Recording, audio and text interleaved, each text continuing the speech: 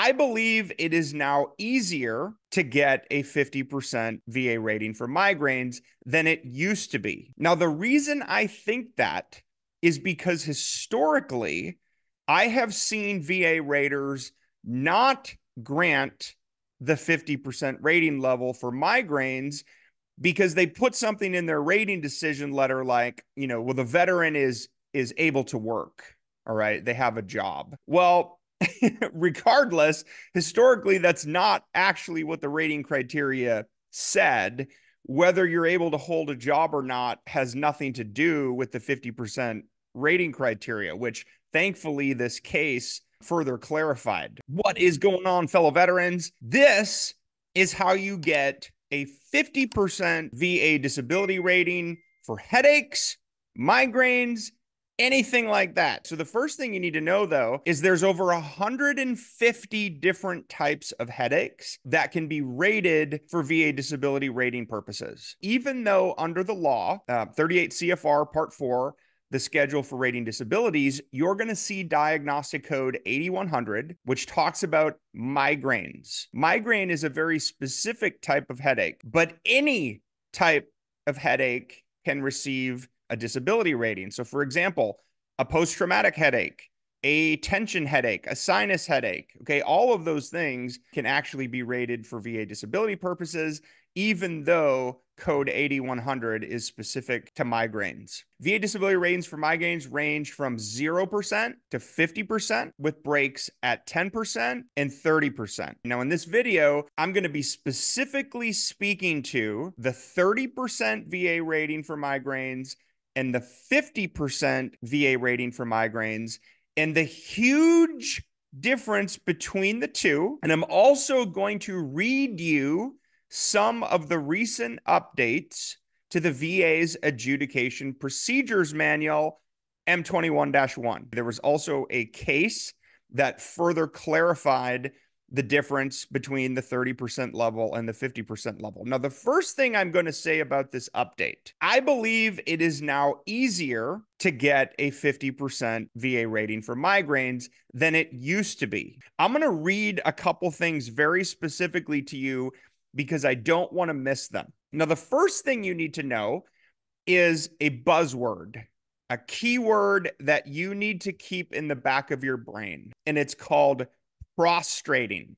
All right, that's an ugly word. I hate this word. I wish they would remove it from the rating criteria, but as of right now, it says prostrating headache. So what does that mean? There are two very different uses for prostrating versus completely prostrating, which is the difference between the 30% rating level for headaches and the 50% rating level. So first of all, let me define exactly what the VA says a prostrating migraine is. Here's what they say. A prostrating migraine causes extreme exhaustion, powerlessness, debilitation, or incapacitation with substantial inability to engage in ordinary activities. That's a whole bunch of garbage that may not mean anything to you. Here's what a prostrating migraine means. It means you have to go horizontal. You may have to lay down in a dark room. You have to take a time away. Maybe you've got to listen to calming music. But while you're having this migraine, you're really not able to do anything. Okay, you're not really able to function. So for example, maybe you have a severe migraine or any, severe type of headache at work, and you have to leave work, right? You have to leave work to come home and lay down.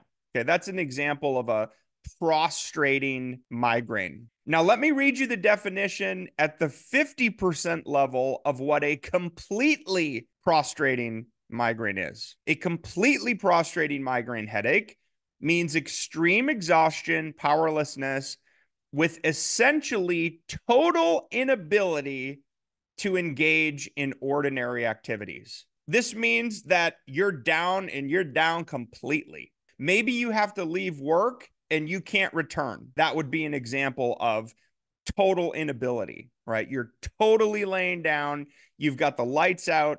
you got noise canceling headphones on, you got soothing music playing, you're doing everything you can to make this headache go away. But that's the difference between a prostrating headache and a completely prostrating headache. Now, this case further clarified that a veteran does not have to explain a prostrating headache in medical terms. Why? Because we're not doctors. We don't talk that way. Let me give you an example. I'm going to read from you a medical report of a patient who's reporting prostration. Okay, but they don't actually use the words. So this is actually written from a doctor. The patient reports symptoms of severe head pain, blurred vision, nausea, and vomiting, and being unable to tolerate light or noise, worsened by most activities, including reading, writing, engaging in conversations, or any type of physical activity.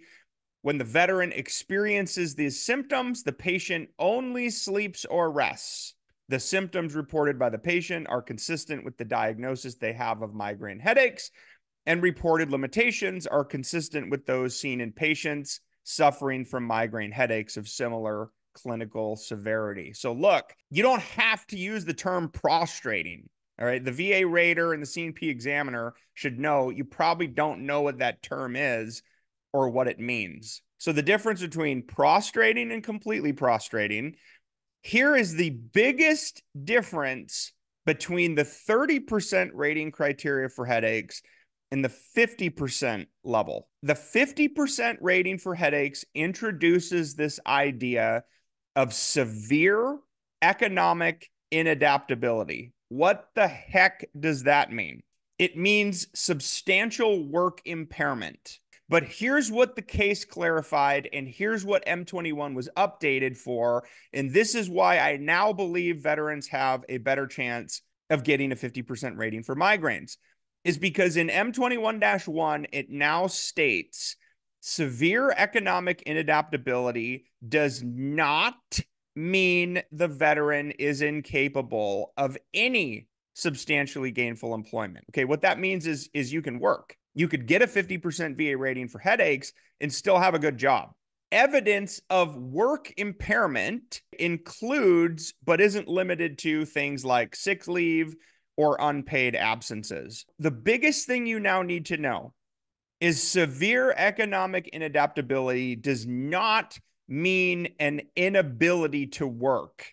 It means that there's impairment in your ability to work because of the severity of your migraine headaches. What do you need now to prove this, Brian? Well, you need a diagnosis of headaches. You need some type of nexus for service connection. If you've been out of the military for more than a year, I recommend you get something called a nexus letter from a private healthcare provider. And then the third thing you need is proof in medical records of severity of symptoms in terms of frequency, severity, and duration. Now, here's a secret trip for you. There are free mobile tracking apps. Well, the one I love is called Migraine Buddy. It's free on, I think it's on App Store and Google Play. You can actually document the frequency, severity, and duration of your headaches.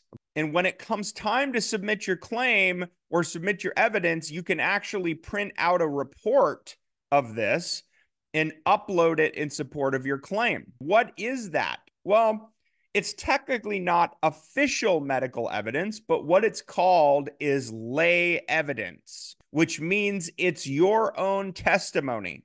This case also established, yes, the claimant's own testimony regarding symptoms and limitations regarding prostration is credible and can be considered and used for rating purposes. So your own individual testimony now matters. Now, if you need help with your migraine headache claim, okay, or any other type of claim, maybe you've been denied before. Maybe you filed for an increase and the increase was not granted. Maybe you want to go for secondary claims for secondary service connection. Maybe you're hearing my voice, you're service connected for migraines, but you want to file for an increase, okay? And you're wondering what to do and how to do it. Fellow vets, this is where VA Claims Insider can change the game for you and your family. We exist to serve veterans just like you. We're veteran owned and led.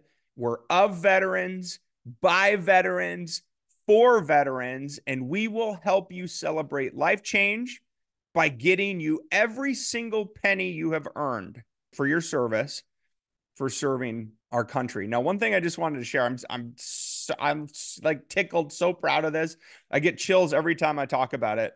We have helped over 25,000 disabled veterans just like you since 2016 increase their VA rating by an average of 30%.